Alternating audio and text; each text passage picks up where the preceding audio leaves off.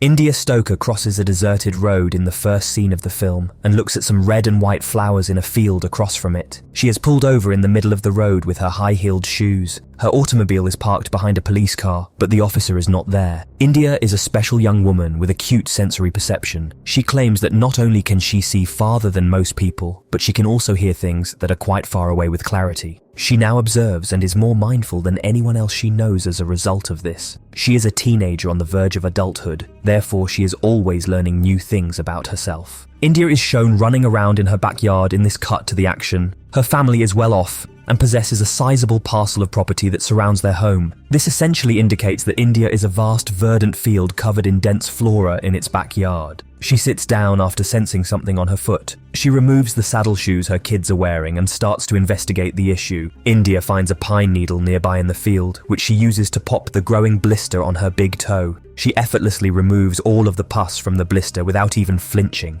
Her garden is full with large circular boulders, and she's searching everywhere for a secret gift from her father. She eventually scales a tree and discovers her birthday gift perched on a limb. Plans were in motion to celebrate India's 18th birthday in their elegant living room. A woman is sprinting while a maid is covering a gorgeous cake with 18 candles on top. India's birthday celebration appears to have been postponed due to a call the family got regarding an accident. India is sitting next to her mother Evelyn Stoker, who is fighting to contain her tears while being dressed in full funeral regalia. When the priest is offering a eulogy, she doesn't seem to be crying, but rather pouting and staring thoughtfully at her father's coffin. On the day of India's 18th birthday, we now find out that Richard Stoker, India's father, died in a vehicle accident. For a family that embodied excellence and exacting standards, it was a startling catastrophe. A mystery man's silhouette can be seen in the distance, calmly watching the funeral procession, and India recognizes him. This individual appears to be unnoticed by anyone else. India is sitting at the stool, honing her piano skills after returning home from the funeral. India is asked to go to the kitchen and assist the maid with the meal preparation because Evelyn's guests are about to arrive for the burial. Since Evelyn knows that India is being uncooperative with her, she requests that India not act in this manner on the day of their father's funeral. The maids are chatting about Richard's mishap in the kitchen, spilling all the graphic details, but India can hear them perfectly, and she becomes agitated. The senior maid, Mrs. McGarrick, arrives while the other two are chatting. The two maids cease whispering and walk away. A group of people had come to the residence to honor Richard Stoker while this was going on. India is most familiar with one man's voice among all the others. She follows his voice, but she's not sure why. That man who was seeing the burial from a distance is the one India sees for the first time. Like she always does, Evelyn is speaking to the man in a very practical way. Evelyn calls the man Uncle Charlie and extends an invitation to India as soon as she sees him. India had never even known that she had an uncle until now. India remains motionless. She crosses her arms and looks thoughtfully at Charlie while she stands there. With her daughter's inappropriate behavior standing in stark contrast to her own unwavering graciousness, Evelyn feels ashamed. India, who possesses a keen sense of hearing, learns that her mother was also unaware of Charlie's existence from a distance. Charlie is informed by Evelyn that Richard informed her that Charlie has died. India has a bad feeling about Charlie, and she wants to know why. At last, India and Charlie speak to each other directly on the stairwell. India responds to Charlie's expression of regret for Richard's passing by, saying that it is also his loss. India is astute, but he's not in love. He requests India's approval to spend some time at the mansion. India witnesses Richard and Mrs. McGarrick fighting in the kitchen the following day when she is playing in the garden. Richard is being informed by Mrs. McGarrick that she fulfilled all of his requests. She informs him that she has been helping for a while and that she is now over him. India is becoming even more intrigued as the tale develops. What is Mrs. McGarrick's and Richard's secret agreement? Later in the afternoon, Evelyn awakens with a grimy, crusty appearance. She changes into a robe and goes downstairs to find Mrs. McGarrick, but she is not there. India and Evelyn had a tense chat. Since Evelyn doesn't seem to be grieving over Richard's passing, India becomes even more irate when Evelyn advises that they go out and have a good time with Charlie. Evelyn and Charlie go alone in Richard's convertible after India declines. India is the first to recognize that her mother is too friendly with Charlie. Charlie has cooked a delicious supper, complete with rare red meat and opulent table settings worthy of a 5-star establishment. He says a Michelin-starred chef in France taught him how to cook like this. India and Evelyn are tense and awkward during the dinner. At last, India asks her mother why she kept Charlie a secret from her. In response, Evelyn argues that she hardly knew anything about him. She claims that Charlie has spent his entire childhood traveling over Europe. After becoming agitated, Evelyn takes her glass of wine and exits the dining room. There is stillness between India and her uncle when she goes. India is curiously reading the label on the wine bottle as she looks at it. She has never had alcohol before, but now that she is 18, she is allowed to consume it. Charlie signals for her to have his glass and hands it to her. India takes the first several swallows of Richard's intoxicating beverage. This is a representation of how their relationship will progress in the upcoming months. Charlie has been picking India up from her school in Richard's convertible on a daily basis. Every day, India declines the offer and chooses to walk or take the bus home. India is trying her hardest to block Charlie's approaches, but he still wants to be buddies. Auntie Gin decides one day to pay an unexpected visit. Having never gotten along with Auntie Gin, Evelyn is both astonished and irritated. They believe Auntie Gin is just stopping by, but in reality she is there to give Evelyn some information because she has been told about Charlie's presence at the Stoker home. Over dinner, they strike up a conversation, but after Charlie leaves the room, Auntie Gin tries to talk to Evelyn in private about Charlie moving in with her. Evelyn gets defensive right away, believing she's being accused of having an affair. When Charlie returns to the room, Auntie Gin is unable to impart the knowledge she had wished to. Auntie Gin is horrified to learn that Charlie has taken time off from Europe to be at the Stoker house from Evelyn, even though she's aware that this is a lie. Auntie Gin is taken to a neighbouring hotel by cab, but they don't extend an invitation for her to stay the night. Auntie Gin understands that Charlie is aware of her plans, which is why she is afraid. She requests to be sent to a different hotel by the driver. India, who really adores Auntie Gin, agrees to call when she discreetly provides India her number. Auntie Gin is repulsed by the squalor and grime at this new motel, but in order for Charlie to find her, she needs to be here. She needs her phone with her to answer India's call, but it appears that she misplaced it. To find out its whereabouts, she uses the hotel phone booth to make a call on her cell phone. She is astonished to see Charlie's silhouette in the distance as she is doing this. Charlie pretends to care about her. He claims he had to get her whereabouts by calling the taxi company. Giving her smartphone to Auntie Gin, he had it with him the entire time to keep Auntie Gin and India from communicating. Charlie begins to remove his belt, which makes Auntie Gin flinch and cry. He enters the phone booth and uses the belt he took from Richard's wardrobe to choke Auntie Gin to death. India heads to the basement for some ice cream while Charlie is off on his homicidal rendezvous.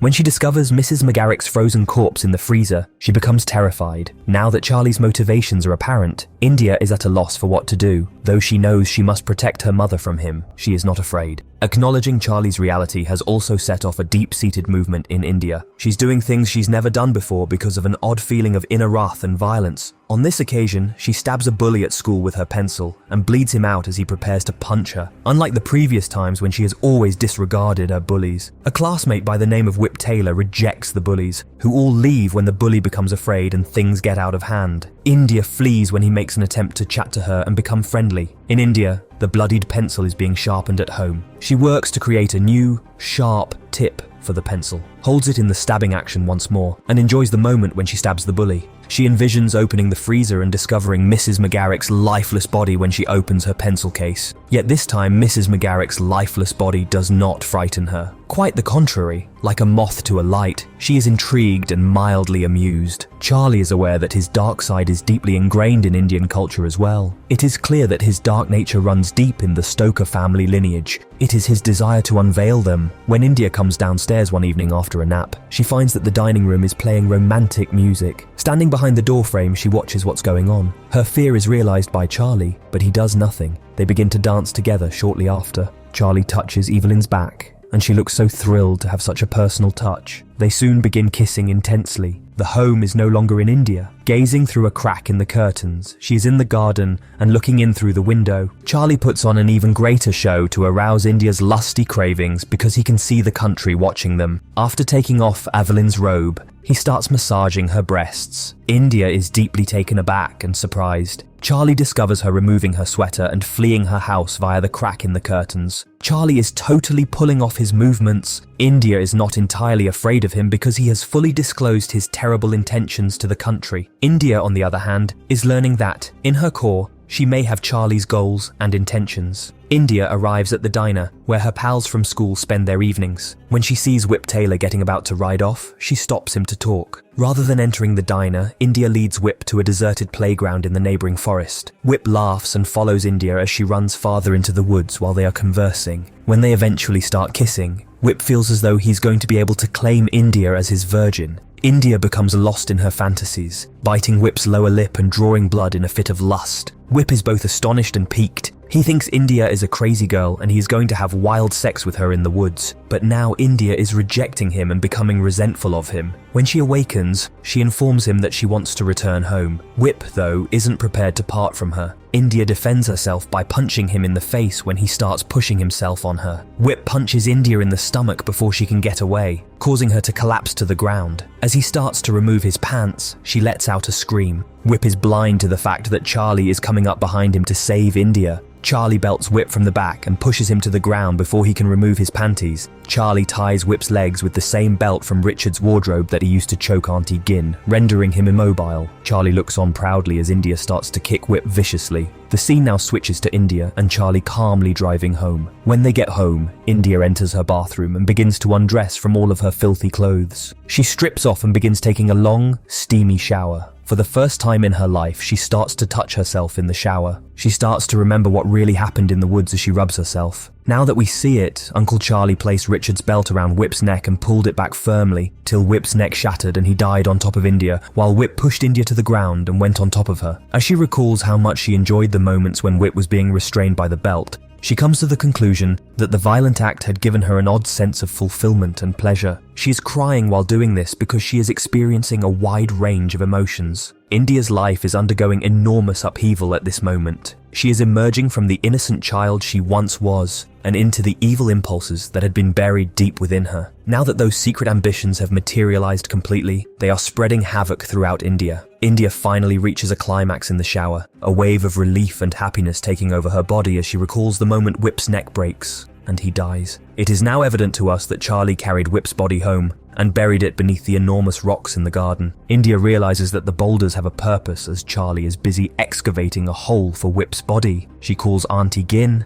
and when she hears Auntie Gin's ringtone coming from beneath the ground, her suspicions are validated. She now understands that Charlie killed Auntie Gin in addition to Mrs. McGarrick and Whip. Charlie tells India everything at this point. Charlie reveals to her that he killed his younger brother Jonathan in their backyard when he was a little boy by burying him in a deep sand well. Charlie was then committed for 20 years to a juvenile asylum. In reality, he wrote all of the letters to India from the asylum, regardless of where he was in the globe. Charlie had an intuition that India was similar to him. Charlie had spent 20 years in the asylum by the time India turned 18 years old. Richard had travelled there to welcome Charlie home and share the occasion of India's birthday celebration with Evelyn. It is now clear to us that Charlie killed Richard on India's 18th birthday, not a vehicle accident, and Charlie returned home to take India's place in the family. Having spent his entire life writing letters to India, he wanted her all to himself. Evelyn finally lets all of her suppressed feelings out one night during a vulnerable time and snaps at India. She admits that she doesn't even really know India, but she confesses all of her greatest tragedies and regrets from her life. Now that Evelyn is aware of Charlie's darker side, she realizes that India shares Charlie's traits, which accounts for their affinity. Following their conversation with India, Evelyn asks Charlie to come talk with her in her room. Charlie instructs India to pack a little suitcase and get ready to go soon before heading up. India merely sits there and waits, not really understanding what is going to happen. Evelyn believes Charlie is going to murder India. She declares that she won't permit this to occur. Evelyn informs him that she has the solution to every problem. She is aware that Charlie killed Auntie Gin and Richard. Charlie approaches her with a threatening gait. Despite her fear, she orders him to kill her and go from India. Although Evelyn believes Charlie wants to harm India, she's unaware of all the great experiences Charlie and India have had together. When Charlie talks of living alone in the house with India, Evelyn becomes confused. She used to believe that Charlie was drawn to her, but she is beginning to realize that Charlie is truly drawn to India,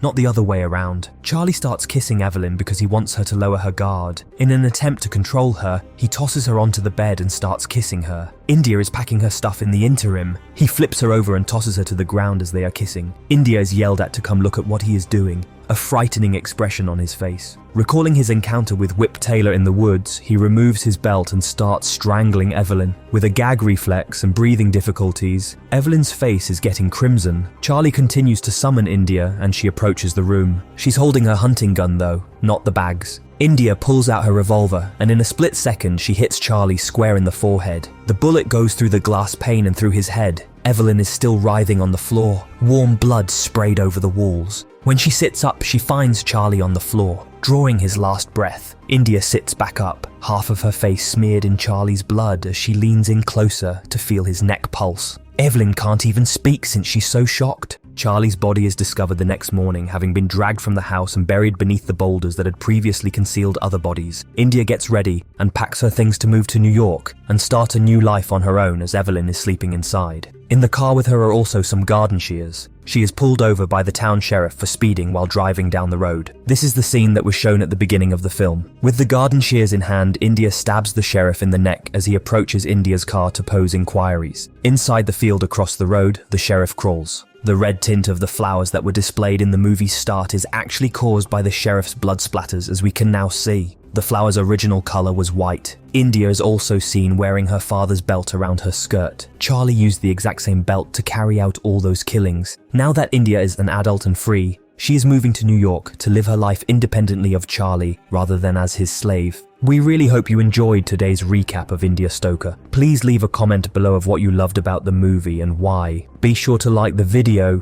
and please don't forget to support our channel by subscribing so you don't miss any amazing content. Until next time, lights, camera, action. We look forward to seeing you in our next video.